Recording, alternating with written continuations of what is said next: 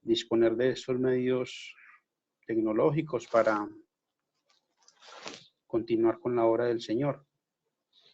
Me parece muy bonito todas las familias que están conectadas, la iglesia animada, a pesar pues de las circunstancias que hay afuera, pero ya otros hermanos han dicho que nuestra esperanza, nuestra paz, nuestra tranquilidad está en Cristo Jesús y no en lo que pueda ocurrir en este mundo.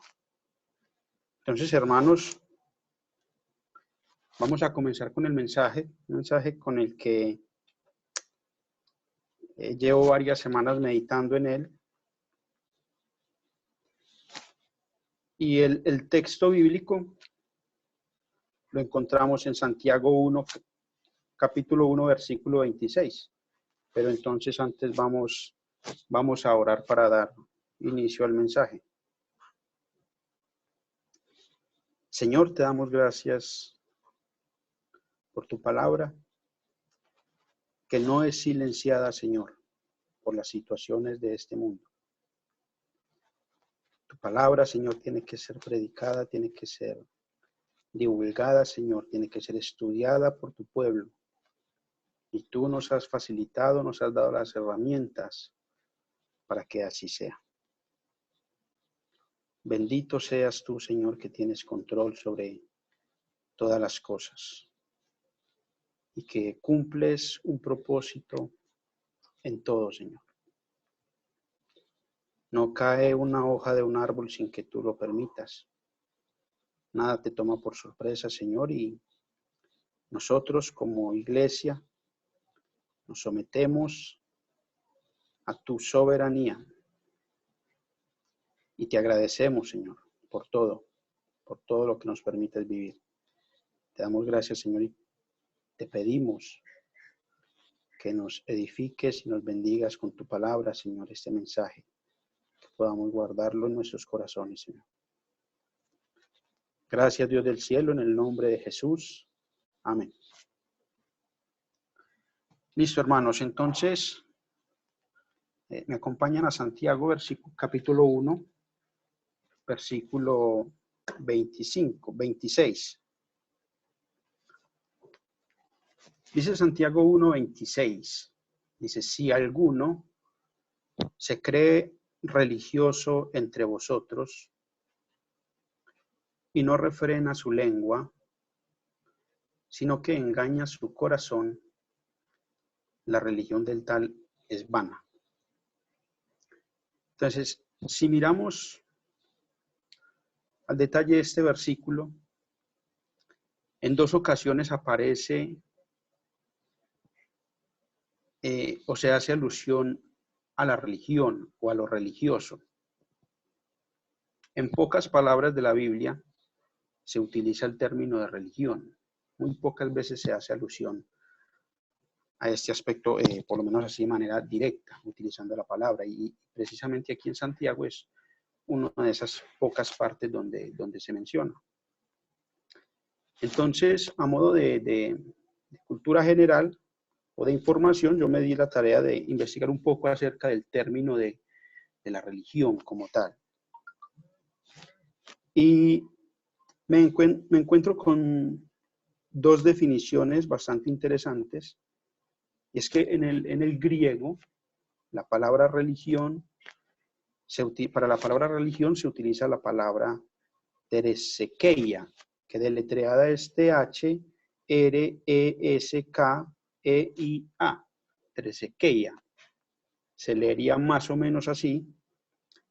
Y el significado de esta palabra, curiosamente, significa adoración o servicio a Dios, manifestaciones de adoración, de servicio, de culto a Dios.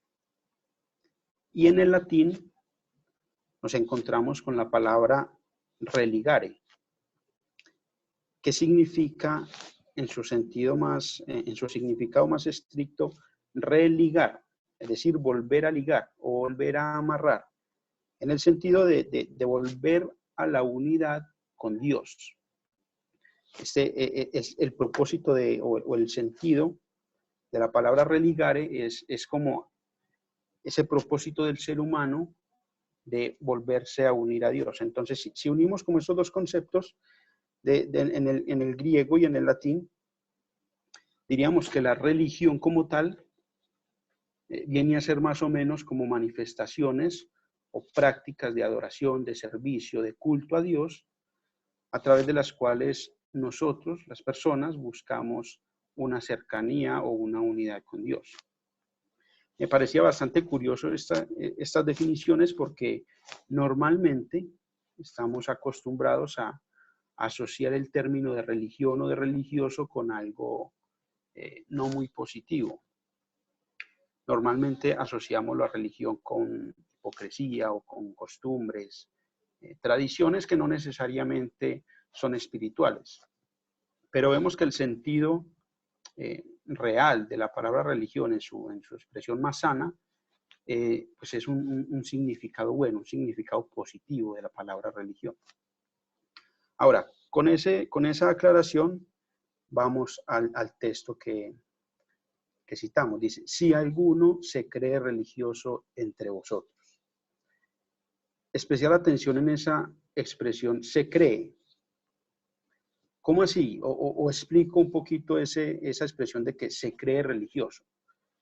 Pues supongamos que una persona que asiste a una iglesia, porque ese alguno del que dice ahí, pues entendamos que Santiago le está hablando a la iglesia.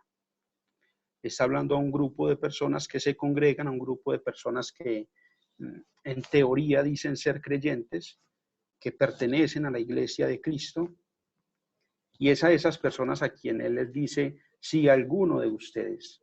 Entonces, nos está hablando a cada uno de nosotros, que si bien esta palabra podría ser aplicada para personas no creyentes, pues tiene un enfoque de iglesia. Entonces, si alguno de nosotros que nos congregamos, que decimos ser cristianos, dicen nos creemos ser religiosos.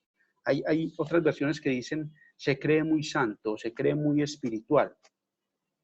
Esa expresión se cree, pues lo explico a través del siguiente ejemplo. Supongamos que esa persona quiere hacer una especie de evaluación de su vida espiritual y evalúa, por así decirlo, cómo está el estudio de la palabra, cómo está el asunto de la oración, y supongamos que evalúa otros aspectos, otros ítems, y esa persona llega a la conclusión de que está bien.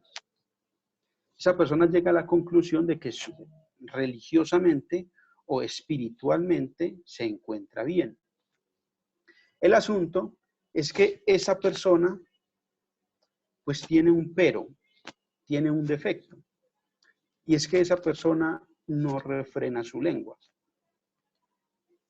Y muy curioso lo que dice a continuación, dice, sino que engaña su corazón. ¿Por qué que engaña su corazón? Bueno, pues aquí estamos hablando de algo muy tremendo y es de ceguera espiritual. ¿Por qué ceguera espiritual? Bueno, pues porque esta persona después de hacer una evaluación de su vida, de hacer un análisis de su condición espiritual, pues él llega a la conclusión de que él está bien. Él todavía no se ha dado de cuenta de que el hecho de no refrenar su lengua sea un problema tan grande en él. Tan grande es que de acuerdo a la palabra, pues toda su religiosidad, toda su espiritualidad está siendo anulada por causa de ese pero, por causa de él no poder controlar su lengua. Entonces, ¿cuál es lo peligroso del asunto? Bueno, lo peligroso es que estamos hablando de una persona que está en la iglesia, de una persona que asiste, que se congrega, que está convencido de que es un creyente, que está convencido de que está bien, pero por el solo hecho de no tener un control de su lengua, pues la palabra de Dios lo está descalificando. Es una persona que está viviendo una mentira y por eso dice que se engaña a sí mismo. Normalmente es muy común escuchar en la sociedad de que uno puede engañar o mentirle a quien quiera, pero que a sí mismo no se puede mentir. pues este texto me dice todo lo contrario. Me dice que cuando una persona está en ceguera espiritual, pues su condición es tan delicada que termina engañándose a sí mismo sin darse cuenta.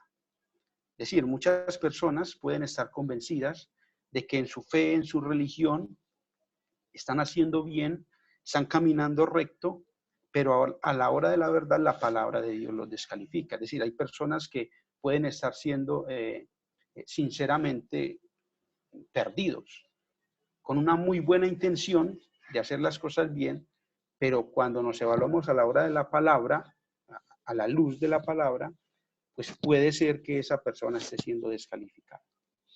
Entonces, de ahí lo importante de que cuando hacemos una evaluación, un análisis de mi vida espiritual como creyentes, pues que no hagamos esa evaluación o ese examen con base en mi criterio, con base en mi opinión, con base en lo que yo creo, yo pienso, que eso es lo que está haciendo esta persona.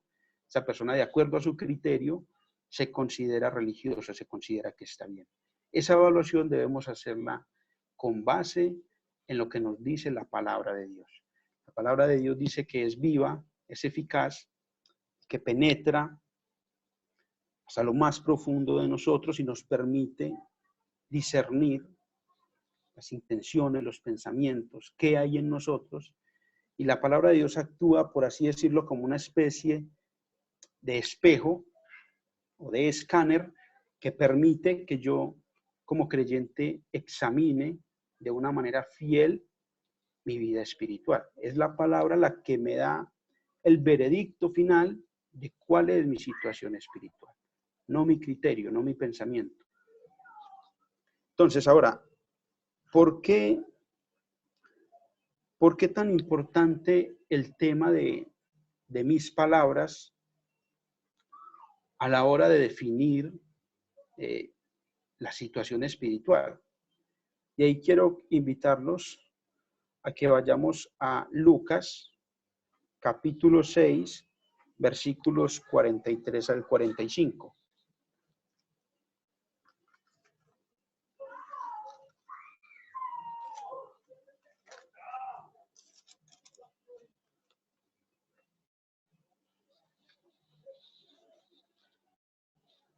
Lucas, capítulo 6,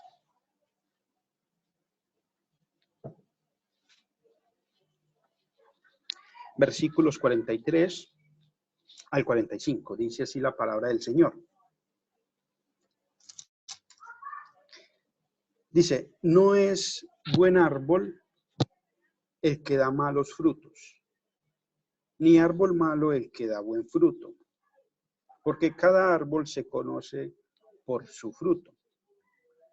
Pues no se cosechan higos de los espinos, ni de las zarzas se vendimian uvas. El hombre bueno, del buen tesoro de su corazón, saca lo bueno. Y el hombre malo, del mal tesoro de su corazón, saca lo malo. Y especial atención a lo siguiente. Dice, porque de la abundancia del corazón habla la boca. ¿Cómo así? Bueno, pues el ser humano, el creyente, necesariamente habla de lo que tiene adentro, o no solamente el creyente, toda persona simplemente habla de lo que tiene por dentro. Entonces, en el contexto de esas personas que no tienen control sobre su lengua, pues estamos hablando de esa persona que constantemente está con sus imprudencias, está con sus mentiras, está con sus vulgaridades, está con sus críticas, está con sus chismes, sus murmuraciones, sus quejas. Y normalmente, y lo más común en esa persona es que todo lo que dice, pues daña en vez de edificar. Aquí no estamos hablando de la persona o del creyente que de manera ocasional o rara vez comete su imprudencia, porque pues hay que hacer la claridad. Todos como creyentes en algún momento pues decimos lo que no debemos decir. La diferencia es que el verdadero creyente, el Espíritu Santo le redarguye y siente la necesidad de arrepentirse. Y no es una práctica frecuente en él. Aquí estamos hablando de una persona que constantemente o que se le dificulta el control de su lengua. Constantemente está ofendiendo con sus palabras. Entonces, esa persona que está constantemente en esta situación, pues no es que se le salió la imprudencia, no es que se le salió el chisme o la crítica. No, es que hay tanto de eso dentro de la persona que necesariamente eso es lo que le fluye a él. Naturalmente le sale por las palabras, es decir, la lengua viene a ser una extensión de lo que tenemos dentro. Entonces, esa persona que a pesar de decir ser creyente, a pesar de que dice que es un buen religioso, de que es una persona espiritualmente bien, que no controla su lengua, pues esa persona lo que tiene que hacer es sinceramente arrepentirse y nacer de nuevo. El problema es que está equivocadamente convencido de que es un buen creyente. Y vuelvo y lo digo, el problema y el peligro es de que normalmente estamos hablando de personas que están en la iglesia. Entonces, es lo importante de que usted y yo nos evaluemos a la luz de la palabra si mis palabras dan cuenta de mi fe. Vamos a Mateo 12, 36, donde también nos amplía un poco acerca de este tema. Mateo, capítulo 12, versículo 36.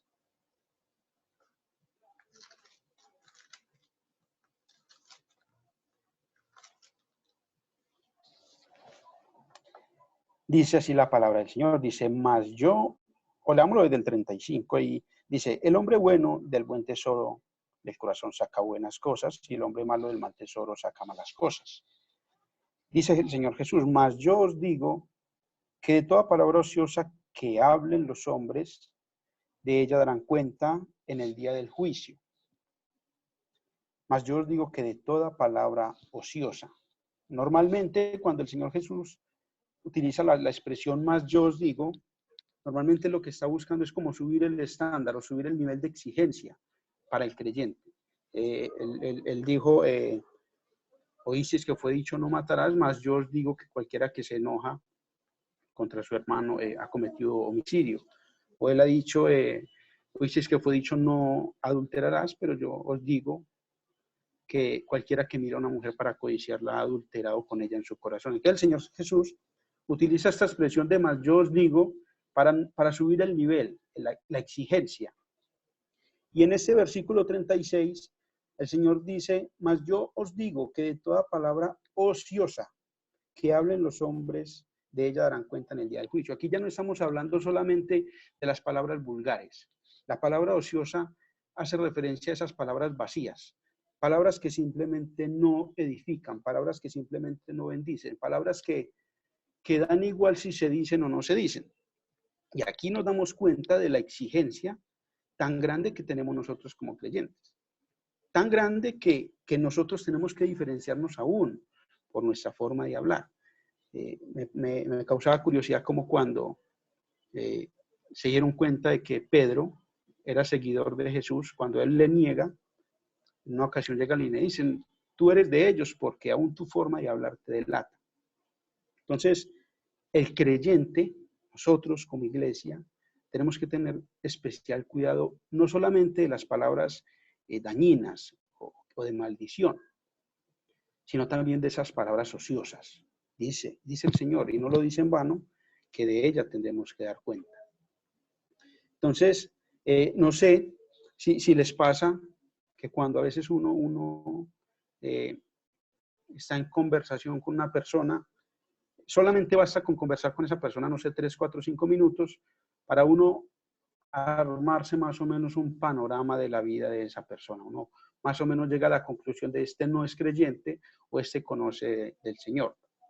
No es que seamos adivinos, no es que leamos el pensamiento, sino que por la gracia de Dios el Espíritu Santo le permite a uno tener cierto discernimiento a la hora de uno identificar a través de las palabras lo que hay en esa persona. Entonces, lo importante de cuidar nuestras palabras. Vamos a Efesios, capítulo 4, versículo 29.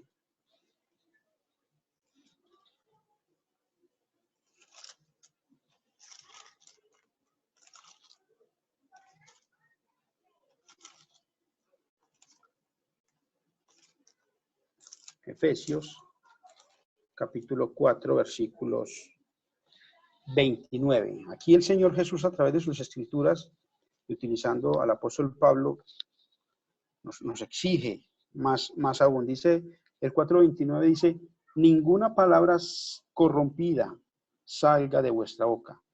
Y ojo a esto, sino la que sea buena para la necesaria edificación, a fin de dar gracia a los oyentes. Y vamos ahí mismo en Efesios adelantico, en el capítulo 5, versículo 12.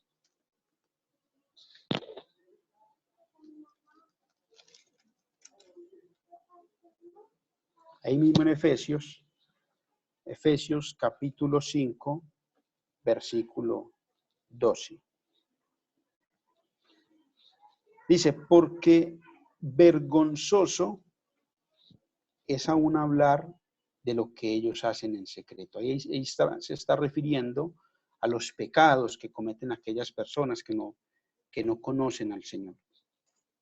Dice la palabra que vergonzoso es aún hablar de lo que ellos hacen en secreto. Es decir, vergonzoso es aún cuando un creyente se ve inmiscuido en conversaciones poco provechosas, o peor aún, conversaciones donde el centro es el pecado, la doble intención, la malicia, el doble sentido. Haciendo este estudio yo meditaba en algo, y es que yo creo que todos tenemos o hemos vivido situaciones que quisiéramos que nunca hubieran pasado, o que quisiéramos nunca mencionar, o ni siquiera traerlas a la memoria, porque son o fueron muy desagradables. Y yo pensando en eso, sobre esas situaciones normalmente uno no va a hacer un chiste o un comentario gracioso, porque es tan desagradable que simplemente prefiere uno mantenerlo ahí como en el olvido. Pero entonces yo me cuestionaba de por qué entonces sí es tan común en los creyentes los chistes, los comentarios supuestamente graciosos donde el centro es el pecado. Me explico. Es muy común en el creyente hacer chistes con la idolatría. Es muy común hacer chistes irreverentes donde se incluye al Espíritu Santo.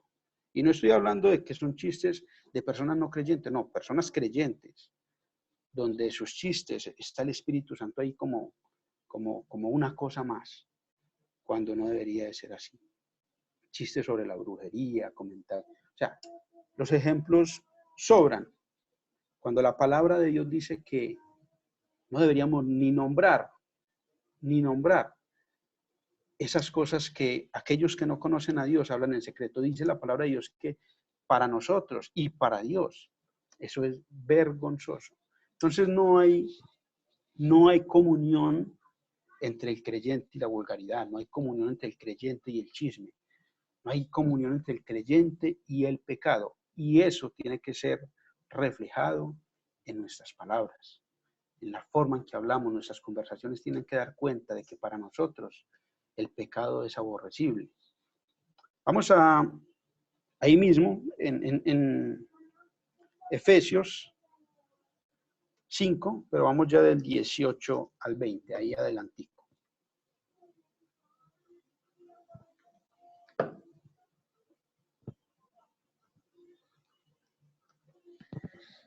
Dice así la palabra del Señor. Dice, no os embriaguéis con vino, en lo cual hay disolución. Antes bien, sed llenos del Espíritu. Antes bien, sed llenos del Espíritu, hablando entre vosotros con salmos, con himnos y cánticos espirituales, cantando y alabando al Señor en vuestros corazones, dando siempre gracias por todo al Dios y Padre en el nombre del Señor Jesucristo. Qué curioso que la palabra de Dios nos habla de la llenura espiritual, y de que una evidencia de la llenura espiritual es a través de lo que estamos hablando. Dice que sed llenos del Espíritu Santo, hablando entre vosotros con salmos, con himnos y cánticos espirituales. El creyente tiene que diferenciarse por eso. Cuando vemos estos textos así literales, se ven incluso exagerados, se ven incluso extremos. Pero lo cierto, hermanos, es que el llamado de Dios para el creyente es un llamado a la santidad. Y esa santidad tiene que verse reflejada en nuestras palabras. Nosotros, el nivel de exigencia para nosotros es mayor que el nivel de exigencia para el mundo. Dice la palabra de Dios que si vuestra justicia no fuere mayor que la de los escribas y fariseos, no entraríais en el reino de los cielos. Nosotros, el nivel de exigencia para nosotros es mucho mayor y debemos dar cuenta de nuestras palabras delante de Dios. Vamos a Mateo, capítulo 12, versículo 37.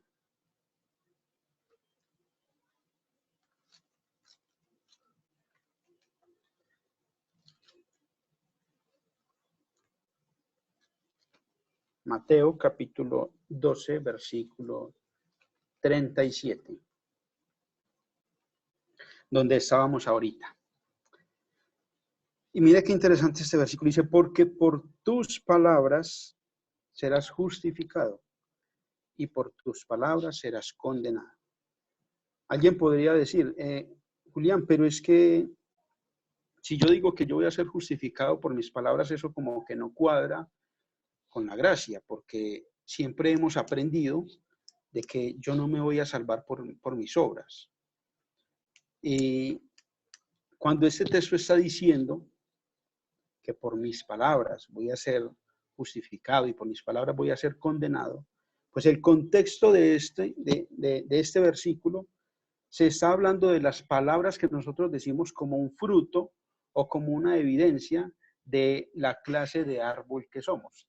Entonces aquí las escrituras no están diciendo de que tus palabras te van a enviar al infierno o te van a salvar, sino que lo que está diciendo es que las palabras que yo digo, mi forma de hablar, dan cuenta de si la dirección en la que yo voy es hacia el cielo o si la dirección que yo voy es hacia el infierno. Eso es lo que está diciendo el texto. Entonces, de ahí lo determinante de las palabras, del control de la lengua a la hora de definir la situación, la condición espiritual del creyente. Tanto que de acuerdo a este texto, las palabras dan cuentas de si usted y yo somos salvos o si estamos perdidos. Para terminar, quiero que miremos Salmos, capítulo 19, versículo 14.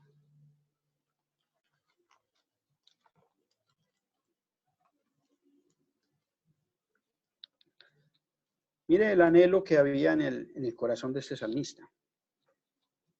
Dice, sean gratos los dichos de mi boca y la meditación de mi corazón delante de ti, oh Jehová, roca mía y redentor mío.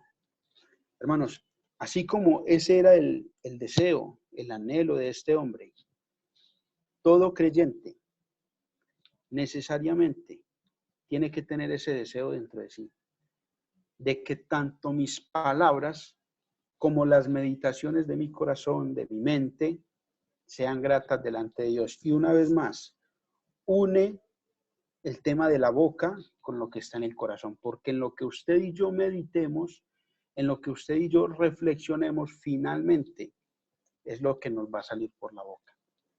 La invitación, hermanos, es a que como creyentes tengamos cuidado de pronto no estar equivocados como este que dice en Santiago 1:26, de que ese alguno que se cree religioso, que se cree santo, que se cree espiritual, pero por no controlar su lengua, pues está siendo descalificado por Dios. Nosotros como creyentes debemos esforzarnos, anhelar, desear, porque nuestras palabras sean gratas delante de Dios. Que una persona nos escuche y pueda decir, en esa persona hay algo diferente, esa persona es un creyente. Y no solamente las otras personas, sino Dios.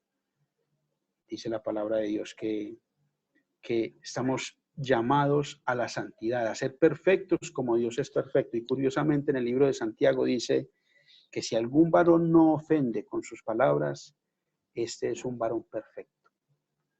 Hermanos, Dios les bendiga. Qué bendición que podamos compartir este tiempo con estos medios. Vamos a orar para terminar y concluimos ahí con el mensaje. Listo. Señor, te damos gracias por tu palabra, que es viva y que nos edifica en todo momento, en toda situación. Te pedimos, Señor, que obres en nuestros corazones y que podamos guardar tu palabra, no mis consejos, no mis opiniones, no mis comentarios, sino tu palabra, Señor, en nuestros corazones y que podamos estar atentos a ella, Señor. Que nuestro deseo sea siempre agradarte y glorificarte a ti, tanto en nuestros pensamientos como con nuestras palabras. Gracias, muchas gracias, en Cristo Jesús, nuestro Redentor. Amén. Hermanos, Dios les bendiga y espero verlos muy pronto nos podamos reunir en la congregación. Que Dios les bendiga y les amo mucho.